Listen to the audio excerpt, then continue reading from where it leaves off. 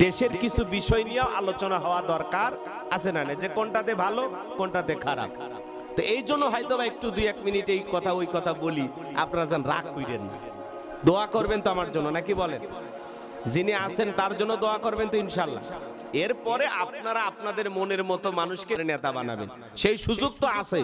ওনারা তো 41 সাল পর্যন্ত টিকে থাকতে চাইছিল, তো ইউনূস সাহেব যদি 2-4 বছর থাকে সমস্যাটা কি? কারণ নেতা এখন পুরুষ, পুরুষ তো নেতা হলে বাপের বেটার মতো কাম হবে, কথা কোন ঠিক কিনা? হ্যাঁ, আর আগে ছিল কি লেডিস, মহিলা মানুষ ছিল, এই জন্য দেশের বরকত উঠে গেছে। কথাকে বোঝেন নাই? আল্লাহর গজব চাপ ছিল। তো যাই হোক, এখন আমাদের সমাজের অভিভাবক যিনি ডক্টর ইউনূস সাহেব চীন সফর করে এসেছেন, আলহামদুলিল্লাহ। এই চীন সফরে গিয়ে তিনি শুধু চীন সফর করেন নাই, চীনের মানুষ তাকে এতটা ভালোবাসা দিয়েছেন, রাজকীয় সংবর্ধনা দিয়েছেন, লাল গালিচার শুভেচ্ছা দিয়েছেন। আল্লাহু আকবার বলেন।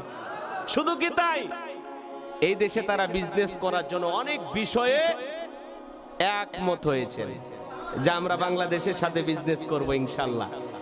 এইটা দেখা ডক্টর ইউনূস যখন চীন সফর সফল করে বাংলাদেশে এসেছেন, এইটা দেখে আমেরিকা এখন আরো পাগল পারা হয়ে গেছে, যা লাগে আমাদের কাছ থেকে চীনকে দেবে, আমি দেওয়ার জন্য রেডি হয়ে আছি, মারহাবা কর। আর এদিকে ভারতের ঘুম হারাম, আর আপার তো খবরই নাই। আপা মনে ঘুমের ট্যাবলেট খাইছে, কারণ ইউনূস সাহেব, হ্যাঁ, উনি যায় অন্য অন্য দেশে ফেরি করে ঘুরতেন, অনেক কথা বলতেন, কিন্তু দেখেন আমাদের ইউনূস সাহেব, ডক্টর ইউনূস সাহেবের একটা আলাদা বিশ্বব্যাপী একটা পরিচিতি আছে, কারণ ডক্টর ইউনূস হলো নোবেল বিজয়ী। আল্লাহু আকবার কোন। তো যাই হোক, আমরা তার জন্য দোয়া করব। তিনি এসেছেন বাংলাদেশ যখন বিপদে পড়েছিল, আমরা যেমন বিপদে পড়লে হতাশায় যখন ভুগি, নানান টেনশনে যখন থাকি, চতুর্দিকে অন্ধকার, তখন আমরা একটা দোয়া পড়ি। দোয়ার নাম কি? দোয়া ইউনূস, লা ইলাহা ইল্লা আনতা সুবহানাকা ইন্নী কুনতু মিনাজ জালিমিন। আমরা দোয়া পড়ি না? বলেন বলেন, লা ইলাহা ইল্লা আনতা সুবহানাকা ইন্নী কুনতু মিনাজ জালিমিন। আমরা এই দোয়া পড়ি কিনা বলেন? তাহলে আমরা যখন বিপদে পড়ি দোয়া ইউনূস পড়ি। তো বাংলাদেশ যখন বিপদে পড়েছিল, তখন ইউনূস সাহেব এসে বাংলাদেশের হাল ধরেছে। এই জন্য আলহামদুলিল্লাহ কিছুটা আমরা ঘুরে দাঁড়াইতে পারতেছি, কিন্তু অনাকাঙ্ক্ষিত কিছু ঘটনা বাংলাদেশে হচ্ছে, চুরি, ছিনতাই, দুর্নীতি, কিছু ধর্ষণ, এগুলো আমরা দেখতেছি। এর কারণে অনেক মানুষ আবার ডায়লগ দিতেছে, আগেই ভালো ছিলাম। ভাই, আগে ভালো ছিলেন না, আগেও ঘটনা ঘটছে, কিন্তু ধামা চাপা দেওয়া হয়েছে। আগেও ঘটনা ঘটছে, প্রকাশ করতে দেয়নি, কিন্তু এখন তো মিডিয়া উন্মুক্ত, যে যা ইচ্ছা বলতেছে, স্বাধীনভাবে সবকিছু খুলে দেওয়া হয়েছে। কথাকে বোঝেন নাই? এই জন্য আমরা বলতে চাই যে আপনারা এই স্লোগান না দিয়া নিজের মঙ্গল, নিজের দেশের ভালো চাওয়ার জন্য, আমরা চাই গরিব দুঃখী মানুষের তেমন কিছু চাওয়ার নাই, চারটে ডাল ভাত খেয়ে বাঁচতে চায়। বাজারে 1000 টাকা নিয়ে যাবে যাতে ব্যাগ ভর্তি বাজার আসে, কথা কর না কেন? কিন্তু এক সময় এগুলো কি ছিল? ছিল না। আল্লাহ তাআলা রহমত করেছেন, আল্লাহর দয়া হয়েছে। বাংলাদেশে এই বছরে যে পরিমাণে আলু হয়েছে, 20 টাকা 15 টাকা কেজি আলু, এই একই আলু আপনারা কিনে খাইছেন কত? 70-80 মানে 70-80 টাকা দিয়ে খাইছেন, তাই না?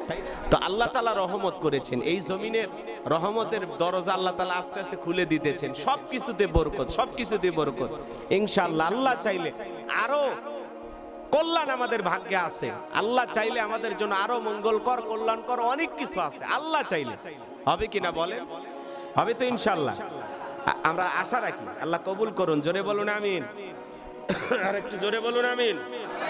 তো সম্মানিত হাজিরিন, যে কথা আমি বলতে চাচ্ছিলাম, দিল দিয়ে কথাগুলো বোঝার চেষ্টা করবেন।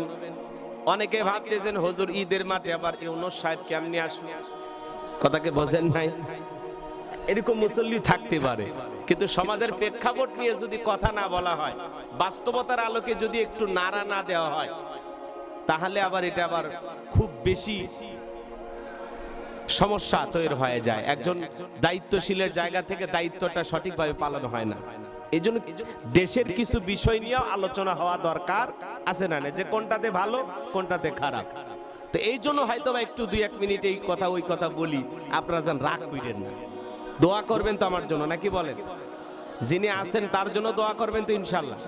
এরপরে আপনারা আপনাদের মনের মতো মানুষকে সমাজের নেতা বানাবেন, সেই সুযোগ তো আছে। ওনারা তো 41 সাল পর্যন্ত টিকে থাকতে চাইছিল, তাই ইউনূস সাহেব যদি 2-4 বছর থাকে সমস্যাটা কি, তাই না? 41-এর আগে তো আজরাইল ছাড়া ওনাদেরকে ঠেকানোর কেউ ছিল না। কিন্তু আল্লাহ তাআলার ফয়সালা 24 সালের 5 আগস্টে আল্লাহ এমন এক খেলা রেডি করে রাখছিল, ওনারা জানতো না। ছোট ছোট তরুণ ছাত্ররা জীবন দিয়ে রক্ত দিয়ে পঙ্গুত্ব বরণ করে, আর এখনো কত ছাত্র অসুস্থ হয়ে হাসপাতালের বেডে শুয়ে তাদের ঈদ, কথা বলেন না কেন? এখনো অসংখ্য ছাত্ররা গুলি খেয়েছেন, বলেছে আমরা হেলিকপ্টারে পানি দিয়েছিলাম। এখনো সেই ভিডিওগুলো দেখা যায় যে হেলিকপ্টার দিয়ে পানি না, হেলিকপ্টার থেকে গুলি করা হয়েছিল। কথা বলেন ঠিক? এত মিথ্যা কথা বলতো, এত মিথ্যা কথা বলতো। মিডিয়া বন্ধ করে, আহা আপনারা দেখেছেন রিকশায় লাশ পুরানো, দেখেন নাই? আহ, একটু মানুষের কাজ, মানুষ হয়ে এগুলো করতে পারে? এই দেশের উপরে এত জুলুম, এত অত্যাচার, সবচেয়ে বেশি নির্যাতন জুলুম করা হয়েছে টুপিওয়ালা, দাড়িওয়ালা, ইমানদার আলেমদের উপরে। কথা বলেন ঠিক কিনা? মিথ্যা মামলা হামলা দিয়ে, নানান ধরনের অপবাদ দিয়ে আলেমদেরকে সমাজের চোখে লাঞ্ছিত করা হয়েছে, অপমানিত করা হয়েছে। যারা আলেমদেরকে লাঞ্ছিত করেছিল, যারা আলেমদেরকে ফাঁসির দড়িতে ঝুলিয়েছিল, আজকে তারা ক্ষমতার চেয়ার থেকে পালিয়ে গেছে। কথা বলেন ঠিক কিনা? এটা আল্লাহর খেলা, এটা আল্লাহর ফয়সালা। এই জন্য আমরা মুমিন, আমরা কখনো হতাশাগ্রস্ত হব না, আমরা নিরাশ হব না, আমরা ভেঙে পড়ব না। ওয়ালা তাহিনু ওয়ালা তাহজানু ওয়া আনতুম লা আলাউনা ইন কুনতুম মুমিনিন। আল্লাহ বলেন মুমিনেরা তোমরা হতাশাগ্রস্ত হয়ো না, ভেঙে পড়ো না, দুর্বল হয়ো না। ঈমানের দাবিতে যদি খাঁটি মুমিন হও, ওয়া কানা হাক্কান আলাইনা নাসরুল মুমিনিন, মুমিনদের জন্য সাহায্য করা আল্লাহর ওয়াজিব হয়ে যায়। বলুন আল্লাহু আকবার। আজকে তাম পৃথিবীতে অনেক জায়গায় মুসলমানেরা মার খাইতেছে, অনেক জায়গায় মুসলমানদের উপর নির্যাতন জুলুম এখনো চলমান। তারপরে মুসলমান বলেন হতাশাগ্রস্ত হওয়া যাবে? আল্লাহর সাহায্য আসবে ইনশাআল্লাহ। তাম পৃথিবীর কর্তৃত্ব, রাজত্ব একদিন মুসলমানের হাতে আসবে ইনশাআল্লাহ। আল্লাহ যেন বাংলার জমিনকে কোরআন আর ইসলামের জন্য কবুল করেন। জোরে বলুন আমিন, আর একটু জোরে বলুন আমিন।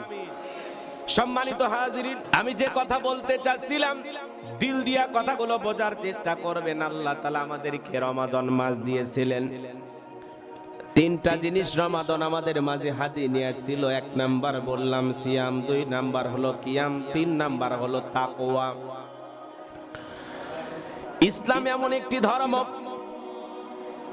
ইসলাম এমন একটি ধর্ম, যে ধর্মটা হলো আপনার আমার জন্য মঙ্গলকর, কল্যাণকর। ইসলামের বিধান মানলেই শান্তি, ইসলামের বিধান মানলেই মুক্তি। আল্লাহ তাআলা আমাদেরকে সিয়াম দিয়েছিল, এটা আল্লাহর বিধান, যেমন পালন করে আমরা শান্তি পাই। মসজিদে যখন সালাত আদায় করি, আল্লাহর বিধান পালন করে যেমন শান্তি পাই। এই সময় যদি আল্লাহর দিন কায়েম হয়ে যায়, তাম পৃথিবীর মানুষ শান্তি পাবে। কথা বলেন ঠিক কিনা? আল্লাহর বিধানেই শান্তি, আল্লাহর বিধানেই মুক্তি। প্রকৃত স্বাদ যদি পেতে চান, তাহলে আল্লাহর বিধান ছাড়া প্রকৃত স্বাদ পাওয়া যাবে না। সম্মানিত হাজিরিন, ইসলাম এমন একটি ধর্ম, আল্লাহ তাআলা আমাদেরকে আজকে দীর্ঘ একটি মাস সিয়াম সাধনার পরে এমন একটি দিন দিয়েছেন, যেই দিনটার নাম হলো ঈদ উল ফিতর। আমরা আজকে ঈদ উদযাপন করার জন্য এসেছি।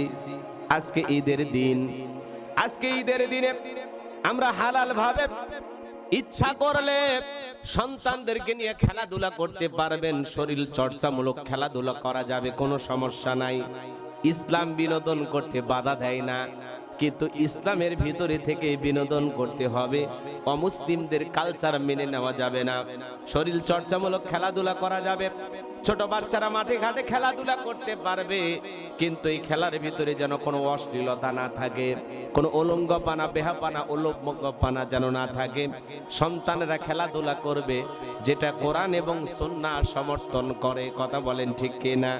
ইসলাম যেভাবে বলে, ছোট ছোট বাচ্চারা শরীর চর্চামূলক খেলাধুলা করলো, হ্যাঁ, একটু যা ইচ্ছে তাই করবে এমনটা নয়। এই যে আমাদের সমাজের দেখবেন ঈদের চাঁদ উঠলে ছোট ছোট পোলাপানদেরকে বাবারা আতশবাজি পটকা কিনে দিয়েছে, এক পটকা ফুটাইতে গিয়ে এক বাচ্চা মারাই গেছে।